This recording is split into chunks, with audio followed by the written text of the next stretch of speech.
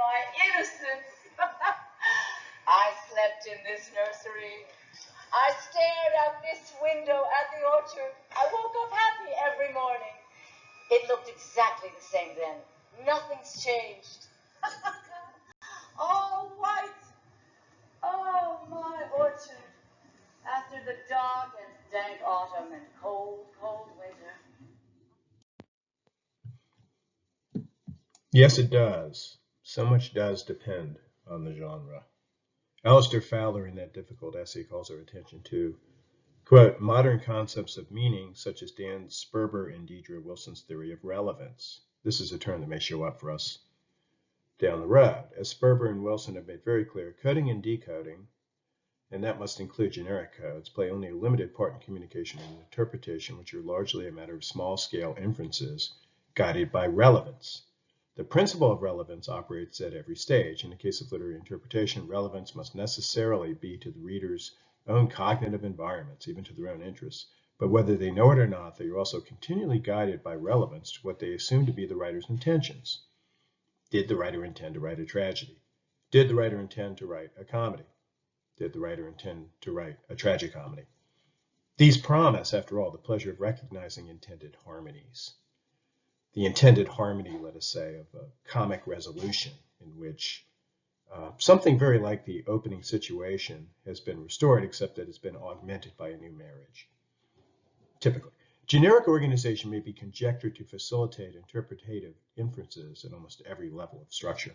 Now, there's a lot of abstraction and a lot of abstruseness in this paragraph and associated with this term relevance. So let's not worry about going back and parsing the meaning of Sperber and Wilson and the theory of relevance here as presented to us by Fowler. I think you've gotten a larger idea, which is contained in that final sentence. Generic organization may be conjectured to facilitate interpretative or interpretive inferences at almost every level of structure, in the little scene, the moment, the gesture, right, as some of you pointed out so well in your interpretations of these little moments, right, that level of structure. Also the larger structure, like the larger arc of the play. Where are we at the end in comparison to where we were at the beginning is also going to be a mode of generic organization that's going to facilitate an interpretative inference, right? I mean, if you think you're reading a tragedy, at the end, you have a dead man on the stage. Hey, that's going to seem to fit, isn't it? Think you're reading a farce, you have a dead man on the stage at the end. Hey, he can't really be dead, right? And are we sure that Fierce is dead at the end, right? I want to defend those of you who stuck by a notion of farce or foolishness or comedic structure, a comedy, right? If, as most of you ended up saying, a dark one. Well, indeed, as Anise and Mary Jo argue, Bawarshi and Reef, quote, genres structure our perceptions of literary actions, representations, and identifications. And here I'm combining Bawarshi and Reef with Alistair Fowler. They do so at almost every level of structure. Indeed, so much depends upon genre. If you walk up to a play with the idea of a comedy or a farce in mind, you'll see comedic elements, even if you don't see comedy writ large. Ellen and Chris point to this, or to the, in the latter's words, quote, slapstick reaction and comedic flirtation we are bound to find at Chekhov's run-up to the non-proposal scene when informed ahead of time that we are reading a farce. As Joanna claims, it's possible to read the play as a light-hearted tale, albeit a dark one, and apparently dead man on the stage at the end. How different these may appear, these details, these these little elements of structure, these little episodes, little events, right? How different they may appear if we're told that we're reading peculiarly Russian sort of tragedy, one in which no character dies. Again, we got the case of Fierce at the end, so maybe that's not, maybe that's not an exception that Russian tragedy makes if we count Fierce, although he's not the main character. He's not Antigone, he's not Oedipus. But how different all these little details appear if we think we're reading a tragedy, maybe some kind of strange Russian sort of tragedy, in which it isn't a person who dies, it's a family that dies, right? Or a house. And I'm thinking about the house of Atreus. This is not necessarily anything that is peculiarly Russian when you consider the tendency in Greek tragedy to have the house of Atreus, right? Oedipus, right? We in some ways, with the death of Antigone and the kind of demise to a degree, she's off stage, of Ismene and that whole family being destroyed, Eteocles, right? Polynices, the offspring of Oedipus. Then, of course, so we have the whole family going down. And then, of course, we see in the course of Antigone, we see a family go down. Hymen, right? The son of Creon, and Eurydice all die, right? So maybe this isn't really all that exceptional and weird and sort of Russian, right? That a whole family, it's more than a family, it's almost like a whole community that seems to go down in this case, right? As Varia exclaims, yes, life in this house is over, there will be no more of it.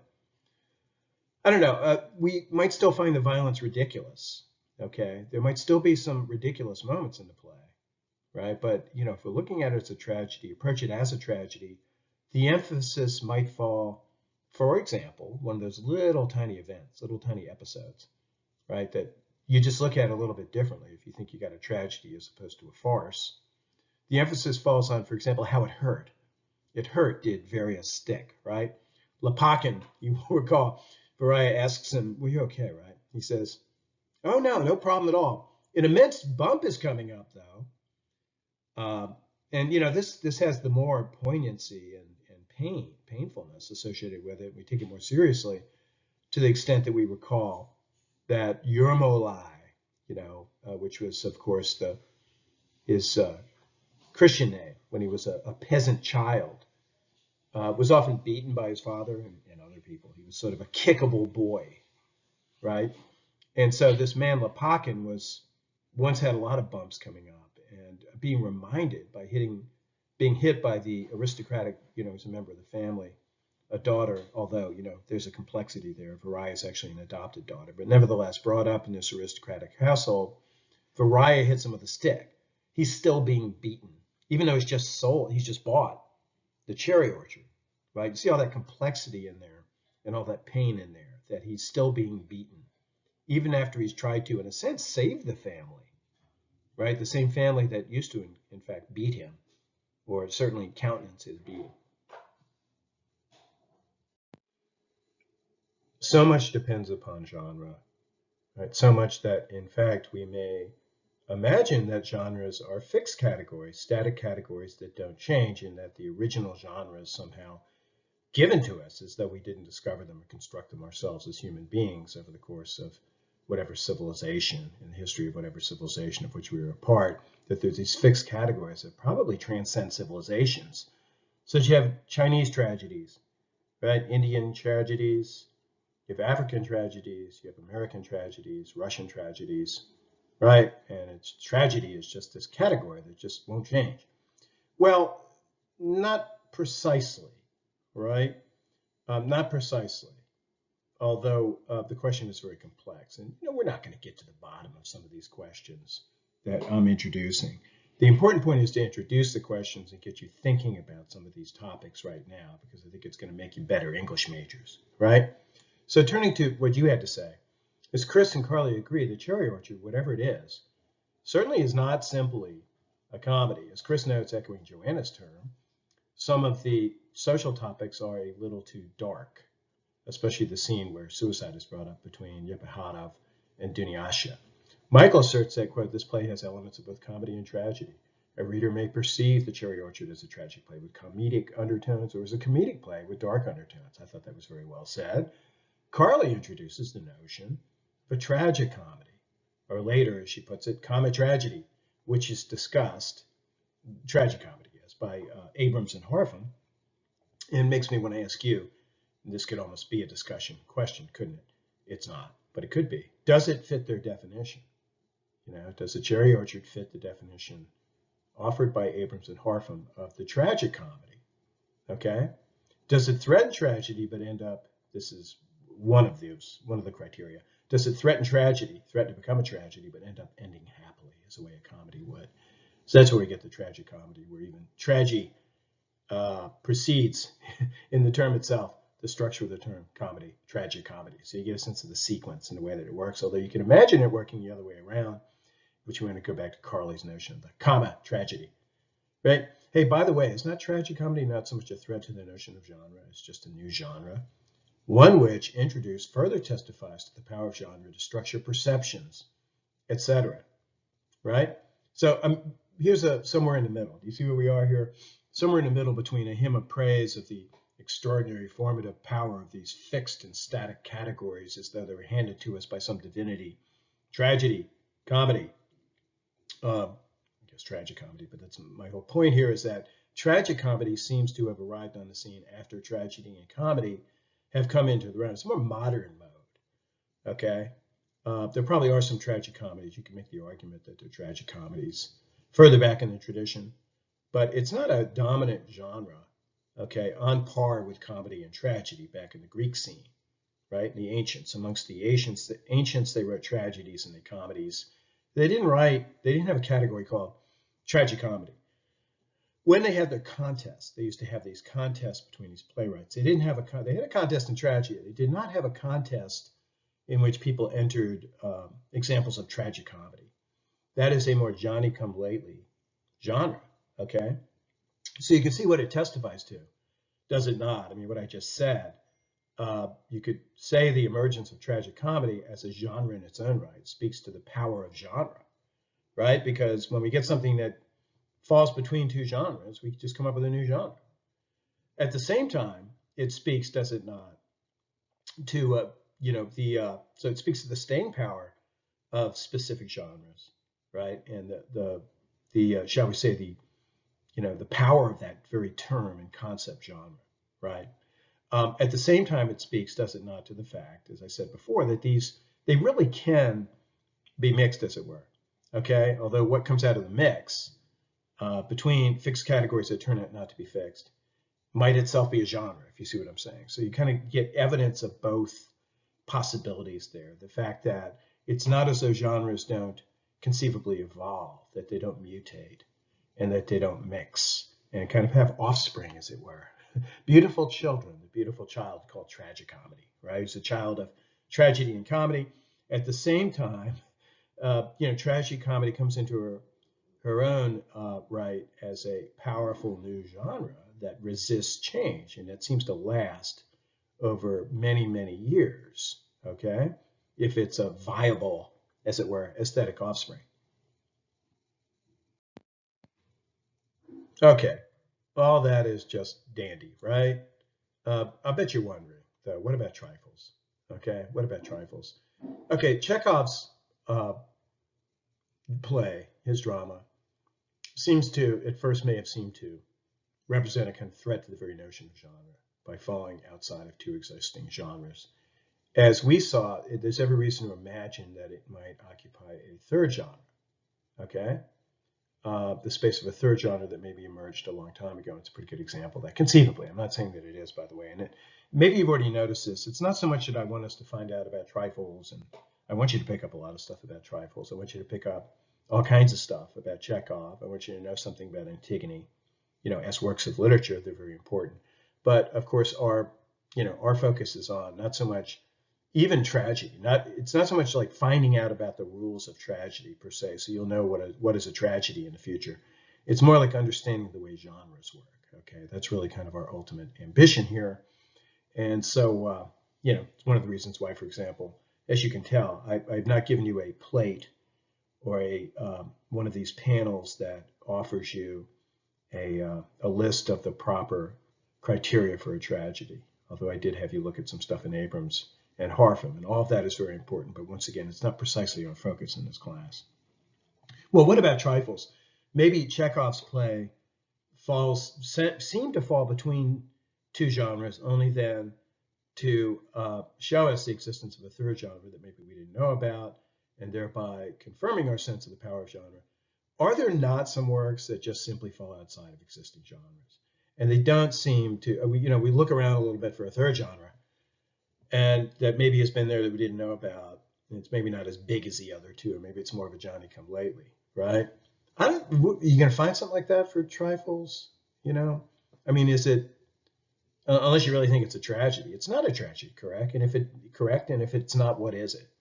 Yeah, this is one of those works that I think is kind of very difficult to categorize, and yet still works, on the stage, doesn't it? And I think a lot of you I think, more or less agree with some of the things I'm saying here. I'm going to work through kind of quickly here what you had to say. You walk up with tragedy in mind, you'll see tragic elements, which is pretty much what I was asking you to do. I asked you to walk up to the other play, Chekhov, and see it as a comedy. I asked you to walk up to this one and see it as a tragedy. Very devious on my part, right? You'll see tragic elements. How, if our discussion is any indication, you will indeed, right? And I think this is a fact, once again, making a claim about genre. This fact testifies not to the weakness of your mind to see a tragedy where, in fact, I don't know that we have one, right? It's rather an indication of the formative power of genre, of kind, of type, of profile, and of raw expectation associated with all these things, of course. And that's the major point here, once again, although we have this other major point. Formative power of genre, and the thing is, maybe this one in the end shows that, might as well cut to the chase. We're working with an almost biological notion of genres evolving, right? So is tragedy not mutating? Is comedy, is that, can we even point back to a mutation of tragedy precisely? Here, nobody would call it comedy mutating. But do we have a mutation here which indicates, a kind of tentative step towards a new form? Is that what we have in the case of trifles, if you see what I'm saying? If we work with the evolutionary metaphor, you can see how all this seems to make a lot of really good sense very quickly. Nevertheless, let's go forward. As Tiffany writes, quote, if we're to assume Antigone is a tragedy, then it can be juxtaposed to trifles because there are two women who are lonely. They know the law's in place, but they refuse to obey the laws, and they must both suffer the consequences. This is very nicely said. The problem is that the lonely woman who refuses to obey the law in Glaspell's play does so off stage and before the action of the play. We never see her. Ricci says this very thing down the road of the discussion. Quote, the tragedy did not happen in the play. It's as though the tragedy occurred before the play started. So we have something that seems to exist in the aftermath of tragedy, okay? Continuing with the parallel with Sophocles, it would be as if we never saw Antigone, right? If Antigone were a play that mirrored trifles in these very important ways, it would be as though Antigone was a character that we never saw, and she'd already gone about the business of burying her brother before the play started. And it's even conceivable, you could see it, we could extend this parallel and it'd be very interesting, right? Maybe we'd be at the moment where, in fact, Crayon is trying to decide what to do with her. That's where this would be, right? So that would be roughly equivalent to where we are in the play, because, of course, we have the investigation going on.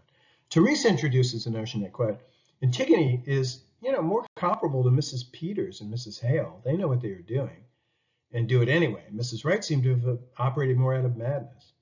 Now, you can even disagree with, with Teresa's sense that Mrs. Wright was mad, and I think you can still agree with her larger point, right, which is that Mrs. Peters and Mrs. Hale especially, as a number of you have mentioned, although I couldn't help but ask you as one of the discussion questions, I wanted you to work with the possibility that, in fact, it's Mrs. Peters rather than Mrs. Hale, who is, in a sense, the Antigone of the play.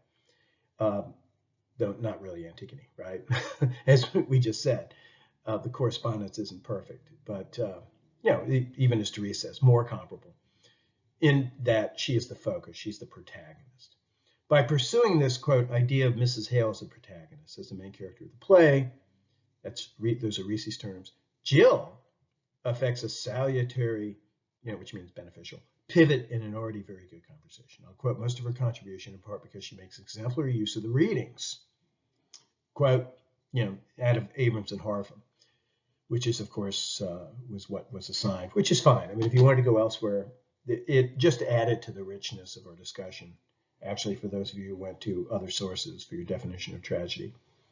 In any event, here's what Jill had to say, quote, is trifles a tragedy? In the truest literal sense of the definitions, there were multiple. Even Abrams and Harpham have multiple definitions. And of course, depending on the historical era in which you look for the definition, it's unclear. What I mean by this is that according to our reading, the definition of tragedy, quote, is broadly applied to literary and especially to dramatic representations of serious actions which eventuate in a disastrous conclusion for the protagonist, the chief character. And that's the Abrams-Harpham most abstract and general definition of tragedy that seems to be somewhat trans-historical. Okay, and this is something that no matter where you look, whatever culture, whatever period of time, whatever era, you seem to have this happen. Okay, with all kinds of differences that crop up depending on the era. As she goes on to say, as Jill goes on to say, our reading goes on to point out that a tragedy will include the, quote, tragic hero, which, according to Aristotle, will most effectively evoke both our pity and terror if he's neither thoroughly good nor thoroughly bad, but a mixture of both. In fact, and it was nice to quote Aristotle, in fact, Mrs. Wright's situation and the actions taken align directly with the, quote, revenge tragedy discussed on page 406, and readers may automatically assume that Mrs. Wright is a hero. But the protagonist in Trifles is not Mrs. Wright, it is Mrs. Hale. And this echoes, of course, what Reese, or was it Therese said. Is she, in fact, our hero? Absolutely. Mrs. Hale discovered the motive behind the murder and went on to hide it from the sheriff and the county attorney. But what is the, quote, disastrous conclusion for the protagonist, which was in the definition? One could assume that she will live with guilt for not visiting Mrs. Wright and then guilt for hiding the motive. But that's grasping at straws, don't you think? Trifles definitely doesn't hit all of the characteristics of tragedy, at least according to the reading. Now, Reese disagreed. Once we see Mrs. Hale as a tragic heroine, it absolutely makes sense to see Trifles as a tragedy. It fits with the definition of tragedy offered by Abrams. But again, down the road, I think that it was down the road, not before, not above or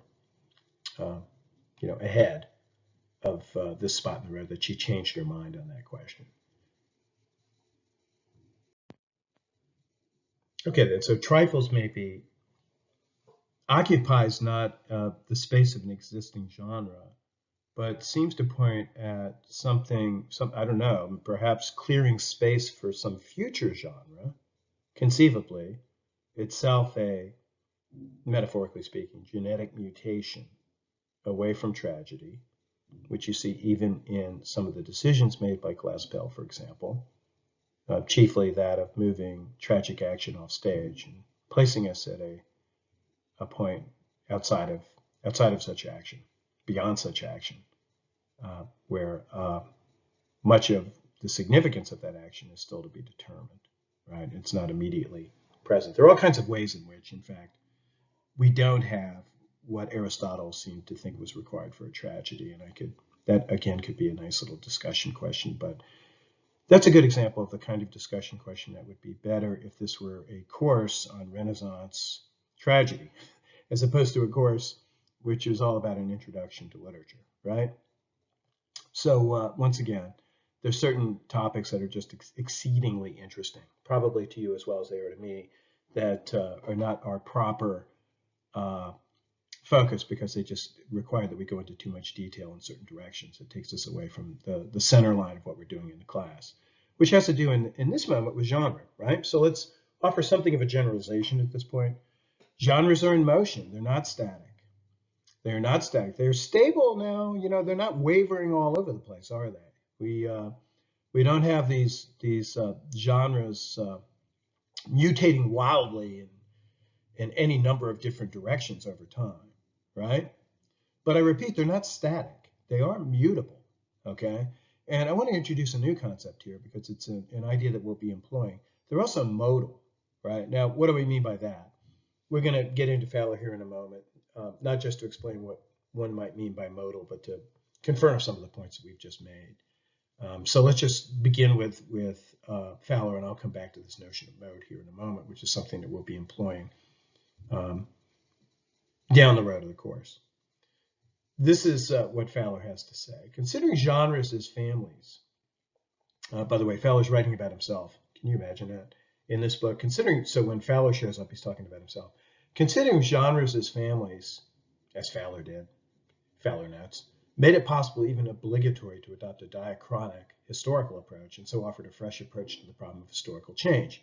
For Fowler, the so-called fixed historical kinds are not at all fixed but mutable, continually renewed repertoires of characteristic features, external structure, rhetoric, topics, and the like, right? And I underline that statement because it struck me as important. For Fowler, and perhaps for us, the so-called fixed historical kinds, comedy, tragedy, perhaps tragic comedy, right? And we can get outside of genre considered thus considered and talk about lyric, narrative, which is a kind of a different register of genre that we don't need to go into the differences right now, right? But narrative, lyric, and dramatic. And within dramatic, of course, we have comedy and tragedy, right? But for Fowler, they're called fixed historical kinds: comedy, tragedy, narrative, lyric, all the rest. They're not at all fixed. They're immutable. They are continually renewed repertoires of characteristic features, external structure, rhetoric, topics, and the like. For example, rhetoric in Antigone, you have the chorus speaking in a certain way that you don't have Creon speaking, right? And you have Antigone lamenting. You have like the lamentation over the death of the brother, which is a characteristic rhetorical trope that we find in Greek tragedy. External structure has to do with, we could go through some of the details there, but I think maybe you'd be good at naming them yourselves, right? External structure would have to do with the fact that we have a political situation, Creon, you have those in a lot of the Greek tragedies have, it's an affair of state that is at issue, right, in the story, the external structure, the social structure. It's a big cultural or social episode that is at the center of these, right, and that might even be fall more under the issue of topic. External structure might have to do with, like, even the sequence of, you remember Freytag's pyramid, where we have an exposition, then we have rising action, and we have a climax, which, denouement and all that stuff, right? Falling action and the denouement. What we have in tragedy, of course, is, for example, according to Aristotle, the recognition, anagnoresis, right, is the Greek term. We also have the scene of suffering, right? So we have all these conventions, aumatia, right, and hubris, the tragic flaw, and the tragic pride, which is at the heart of so many tragedies, right? These are those characteristic features that are continually renewed, and the repertoire is continually renewed, as tragedy makes its way through the tradition, okay, according to Fowler. And the renewal itself is a sign of mutability, okay, of the fixed historical kind known as the genre, because we do have little changes that you can see, for example, as you just go down the history, like Senecan tragedy, revenge tragedy, all the different tragedies, Roman tragedy, you arrive at Shakespearean tragedy, make your way into more modern tragedy, and you see that it's still recognizable as tragedy, but it's not that there has not been no change, okay, in the kind. Now he goes on to say, such repertoires are not a means of classification so much as a source of signs and a language or coding system that allows economical yet intelligible communication. Quote, change of the repertoires is continual, for new works signify precisely by their modulating of specific previous states of the genre. Hence, their own addition to it modifies the existing state, and a series of such successive changes may alter it almost out of recognition. Yeah, I'm not going to argue with Fowler except to say that to the extent that it gets altered out of recognition, don't we have a different genre at that point? And maybe that's his point, is that, to the extent that it's not out of recognition, even if it comes close to being out of recognition, you can tell there that you still have tragedy, and it still deserves that term with a big T even, right? Which testifies once again to the power, though not, immutable and static, the power of genre, just as it exhibits this kind of power, what we call staying power, right? It just lasts. And he has more to say, and I've got some other stuff underlined down below, but I think this micro lecture is almost becoming a macro lecture at this point. Let me just read the last sentence. Throughout kinds of literature, the last underlined sentence, throughout kinds of literature, that's Fowler's own book. Throughout, I should say, kinds of literature represents, quote, genre as a continually dynamic metamorphosis, whereby in the course of history, kinds are assembled, become more consciously practiced, form the basis of modes, enter into temporary mixtures, hybrids, and modulations, and combine to form new kinds. And that's where this idea of the mode comes in to play that I mentioned above. Told you I'd tell you something about. May wait till next time to talk more about this, because we're going to be talking about chorus, the chorus for next week. And we're going to be talking about how the chorus moves from a kind of feature of the genre, right, one of those characteristic features, to, it's still there as a feature, when we get to Chekhov, when we get to perhaps even trifles, we see that we don't have some sort of form of the chorus. That'll be one of your questions, something related to that question. If we do we not have some sort of form, some sort of, successive change, to quote Fowler? Yes, we'll have signs of successive change in the chorus, but we still have something that's not altered completely out of recognition. It still looks a little bit like a chorus, still sounds a little bit like a chorus. Do we not have that as we move forward? Okay, and as tragedy, shows that indeed it's not immutable because it mutates, right? And you wonder whether that's not this thing that he's calling the mode, right? When you have a particular feature of a genre that seems to wander into some space outside of the genre where we don't have a recognizable tragedy anymore, but we have what's called the tragic mode showing up in a play that would seem to be of a different genre or of an indeterminate genre. And this is something we'll be talking a little bit about as we go through and go forward. I mean, as you can see, Fowler here thinks that, in fact, new genres sometimes come out of these wandering modes, which are, of course, little pieces, little portions of the repertoire, of the tragic repertoire, right? And little portions of the repertoire, certain elements of the repertoire kind of become mobile and wander out beyond the existing genre into their own space. A drama gets formed around them, so to speak, and before you know it, when enough people find this very compelling, we have a new genre, right? And maybe a couple of different modes wander out of, maybe we could see this even with tragic comedy, that it's like certain portions of tragedy, portions of the repertoire, certain elements of the repertoire of comedy, wander, mix, we get tragic comedy. Okay, well, that's enough for today. Didn't go back to what I promised you last time. Broken promise then? I don't know that you can lose a lot of sleep over this, but didn't go back to Matthew Arnold. I was intending to do that, but I just felt that no, just get directly to the business of the day, and we can come back to that on some future occasion. I think you did a very nice job on the whole question of the humanities, so it's a topic that I'm pretty happy with right now. So in any event, keep your eyes open for the new granular modular schedule that will be showing up. As you know, those tend to show up on Friday. And get the reading done. It will have the reading listed. And I will talk to you again next week. And of course, you'll have discussion board questions beginning to show up on Friday. So have a good weekend. Bye-bye.